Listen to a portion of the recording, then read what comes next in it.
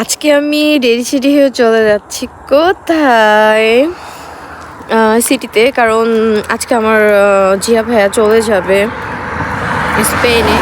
So এটাই কারণ যে আমি এখন শহরে যাচ্ছি, আর আজকে আমার অফও ছিল। সো ভাইয়ার সাথে দেখা করে ভাইয়াকে এয়ারপোর্ট পর্যন্ত মেবি আগাই দিব, দেন আমি চলে আসবো। কালকে আমার জব আছে। সো সবাই আমার সঙ্গেই থাকবে। গাড়ি থেকে বাসের অপেক্ষা করছিলাম, কারণ আজকে আমি বাসে যাব। অল টাইম তো আসলে বলতে যাওয়া পসিবল না, তো এর মধ্যে আমার গাড়ি চলে আসছে।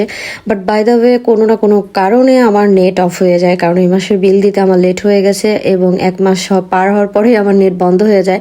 আমি কোনোভাবে যোগাযোগ করতে পারছিলাম না যে ভাইয়া আপনারা একটু অপেক্ষা করেন। আমি বুঝলাম না, ইউরোপের ট্রান্সপোর্টগুলোতে দেখেন ওয়াইফাই কিন্তু অল টাইম কানেক্ট থাকে, কিন্তু কোনোভাবে আমি কল দিতে পারছিলাম না। এমনি ফেসবুক ইউটিউব চালানো যায়। তো যাই হোক, এর মধ্যে আমার দেখা হয়ে যায় ভাইয়ার বাসার নিচে। ভাইয়া নেমে গেছে।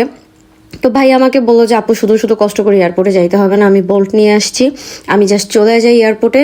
আপনারা সবাই আমাকে বিদায় দিয়েছেন, সেটার জন্যই জাস্ট আপনাকে ধন্যবাদ। আপনি কষ্ট করে আর থাকতে হবে না, বাসায় চলে যান। তো আমি অলমোস্ট জাস্ট ওনাকে বিদায় দিয়ে বাসার নিচ থেকে আমি আবার উল্টো ঘুরে চলে আসছি বাসে করে, কারণ সত্যি কালকে আমার জব আছে।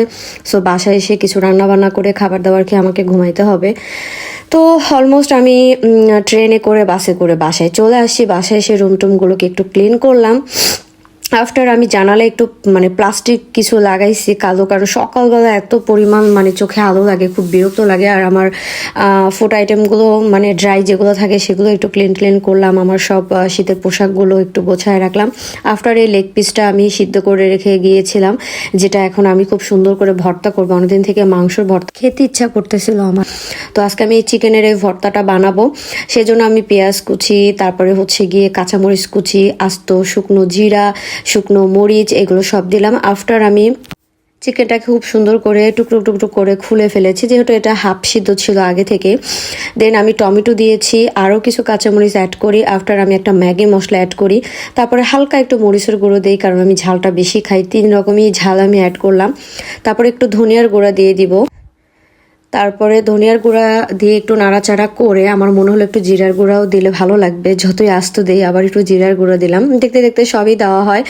আর আস্ত রসুন, আস্ত হালকা আদা সবই তো আগে দিয়ে ফেলেছি তেলে। এখন এটা খুব সুন্দর করে নাড়াচাড়া করতে করতে করতে একদম দেখেন তেল বের হয়ে গেছে। এখানে তো কোনো পানি অ্যাড করা হবে না।